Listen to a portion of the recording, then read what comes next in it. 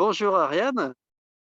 Bonjour Antoine, Alors voilà, ça c'est complètement incroyable. C'est une rencontre donc Chili, France, Colombie. Colombie, voilà, si on précis, pardon. Donc voilà, je suis vraiment, vraiment ravi. Alors moi, je te connais pas très bien, par contre, voilà, j'ai vu quelques interviews de toi et ça m'a beaucoup parlé. Et donc, tu as accepté d'être la marraine de mon projet.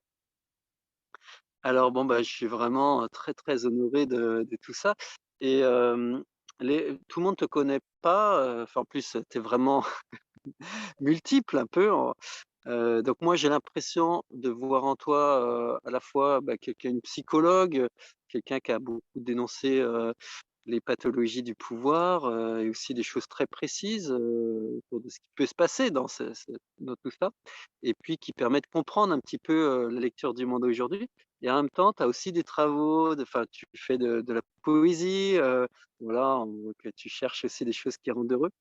Hem Et ma question, elle est très simple, c'est finalement, qu'est-ce qui fait que, c'était en pleine nuit pour moi, tu m'as dit en gros, «Waouh, c'est trop bien ce que tu fais, j'adorais être la marraine». Alors pourquoi? En quoi ça a résonné à ton Alors, propre travail, quoi? d'abord, ce que j'ai trouvé extraordinaire, c'est que tu aies rempli exactement la fonction que dit Hannah Arendt par rapport au système totalitaire, c'est-à-dire que, i c'est la spontanéité de quelqu'un. C'est-à-dire il y a quelque chose, il y a une idée qui émerge et cette idée finalement elle est totalement originale parce qu'évidemment, c'est ton idée, c'est pas l'idée de quelqu'un d'autre et il y a personne qui a la même idée. Enfin peut-être il y en aura d'autres après pour copier cette idée, mais c'est la tienne et tu vas te dire: «Je vais le réaliser» et même si au départ j'ai zéro moyen, je sais pas comment je vais faire, heu, mais c'est ça que je vais faire. Alors ça, moi, j'ai beaucoup aimé parce que pour moi, ça, c'est vraiment l'incarnation de la liberté et puis alors après, bien sûr que je trouvais extraordinaire cette idée de marathon de l'amour parce que, on vit, une pandémie de peur depuis 2020 et cette pandémie de peur, ce qui chasse la peur, c'est l'amour. Donc effectivement, d'aller interroger les gens, c'est-à-dire de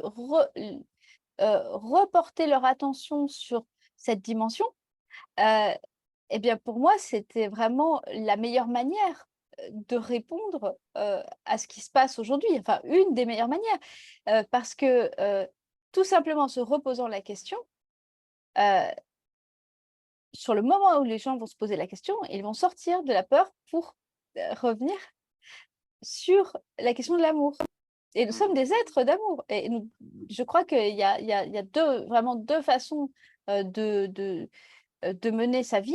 C'est soit effectivement on l'amène par les peurs et donc on va pas très loin, soit, on l'amène par l'amour. C'est on fait les choses par amour et effectivement, c'est en faisant, heu, nos actions par amour que nous dépassons nos peurs. Donc le courage se trouve là, se trouve à cet endroit-là, se trouve nulle part ailleurs.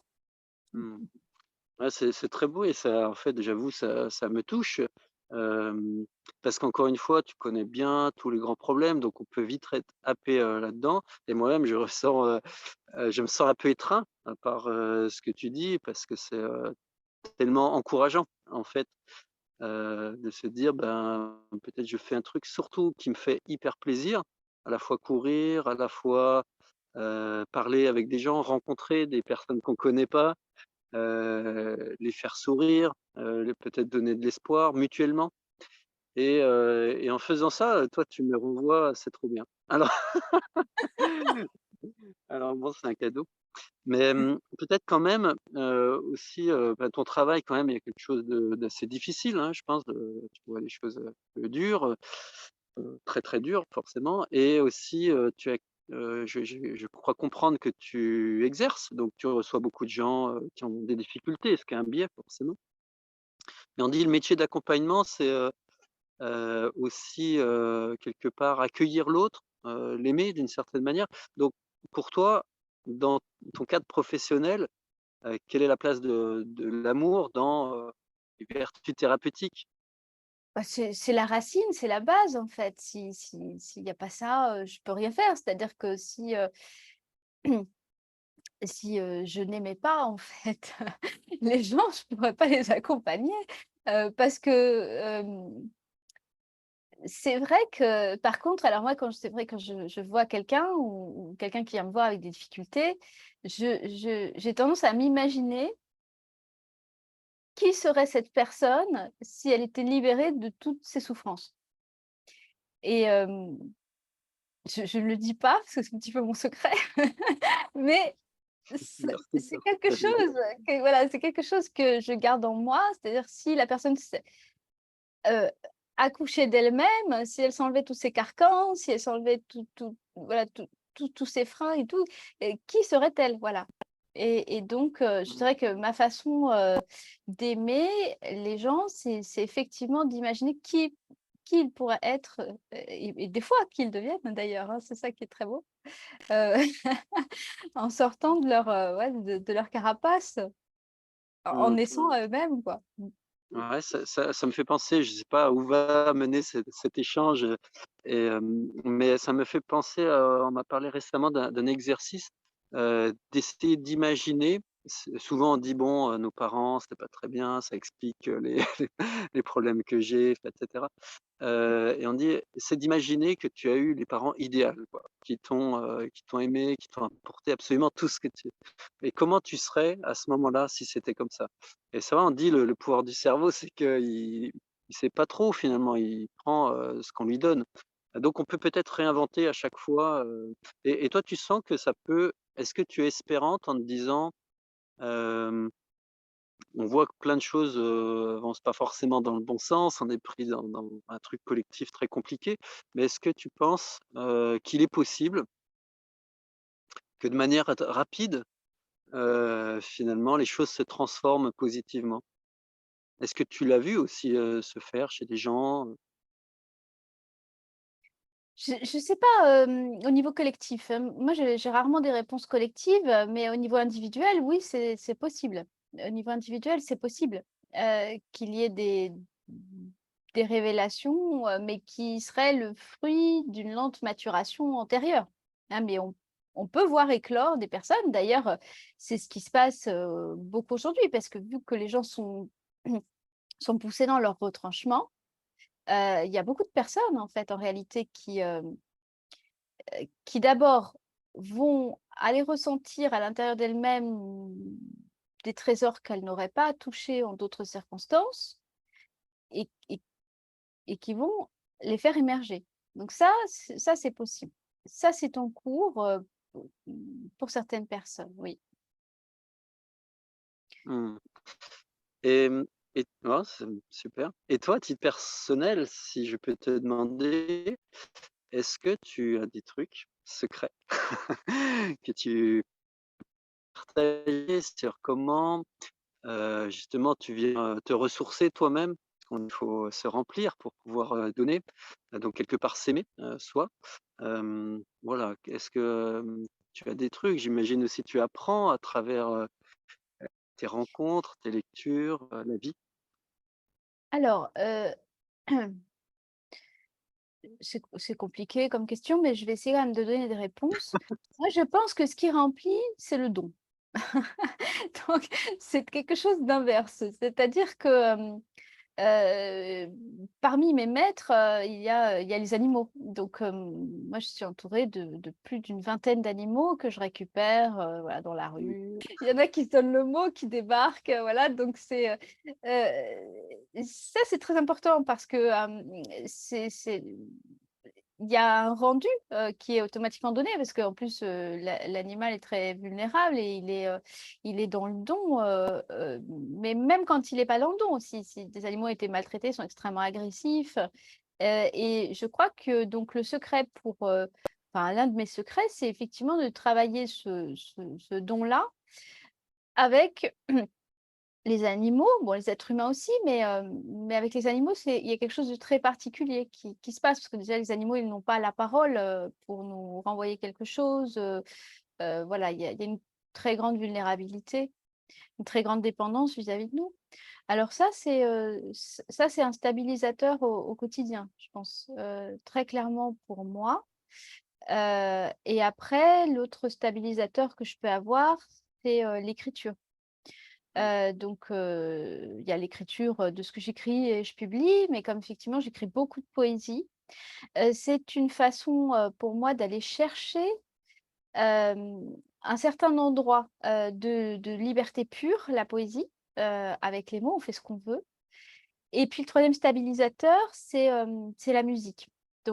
C'est le piano, j'ai monté un petit orchestre, où on va essayer effectivement, de toute façon, de chercher de l'harmonie ensemble.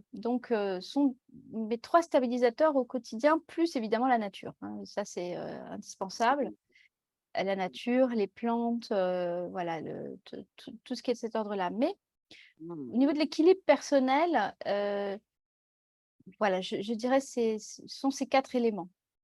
Merci, c'est hyper intéressant parce que, on peut avoir tendance, j'ai l'impression aujourd'hui, à penser que c'est facile, enfin, qu'il y aurait des recettes un peu miracles, et le fait il me semble que tu dises stabilisateur, renvoie à l'idée que, bah, il y a une certaine rigueur à avoir et que c'est jamais simple, et c'est tout le temps à et aussi, ça rejoint une impression que j'ai.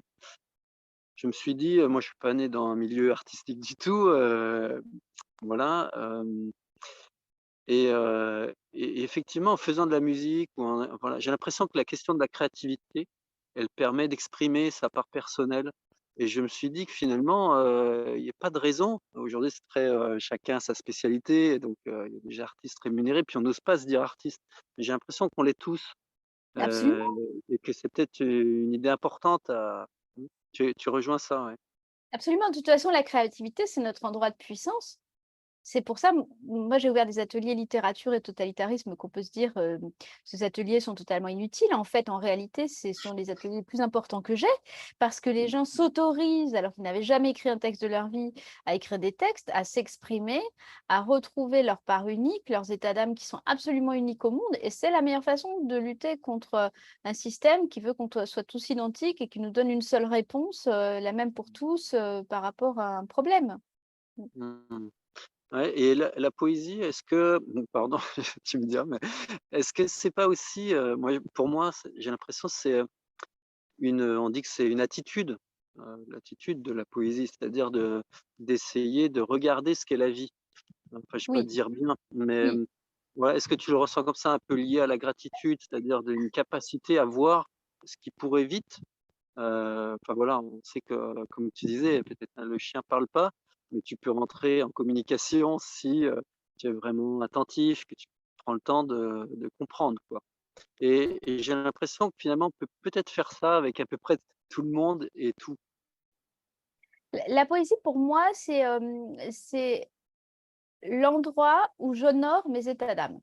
C'est-à-dire, c'est vraiment je vais pas du tout faire un truc laborieux, je vais ressentir sur le moment, donc où je vais, capturer quelque chose de très éphémère ou un sentiment ou une émotion, j'ai mon éditeur colombien, il a dit que je faisais de la poésie organique, mais c'est un petit peu ça, c'est-à-dire, un sentiment ou une sensation.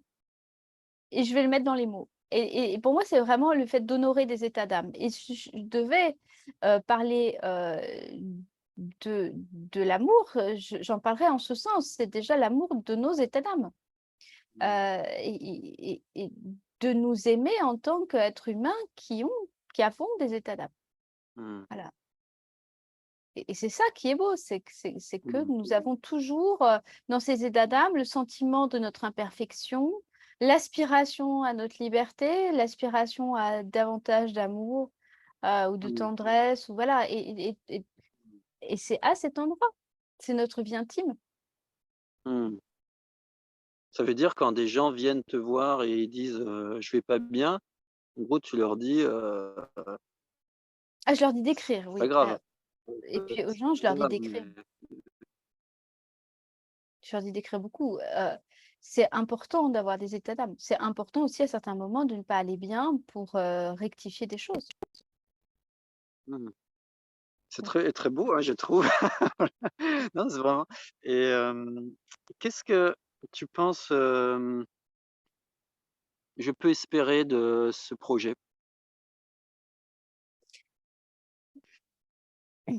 Je pense bien de ne rien en espérer pour ne pas avoir de déception, à aucun endroit. Pas très Mais, fort. je pense qu'il de toute façon, il est déjà opérant, dans le sens où, le simple fait de poser donc moi j'avais noté 3 questions, hein. Qu'est-ce que l'amour? Première question, hein. Heu, alors, moi j'ai envie d'y répondre en disant que pour moi c'est une possibilité d'évasion. J'en une première réponse. Hem, En quoi est-ce que l'amour peut changer le monde? Ça c'est une 2e question, hein, donc pour les gens, effectivement, je pense qu'en faisant reculer la peur, tout simplement. Je vais donner ma réponse. Vous n'êtes pas obligés de tous donner la même, hein, au contraire, hein, il faut donner des réponses personnalisées, hein. Et la 3e question, c'est Le dans problème votre d'être une quotidien bonne élève.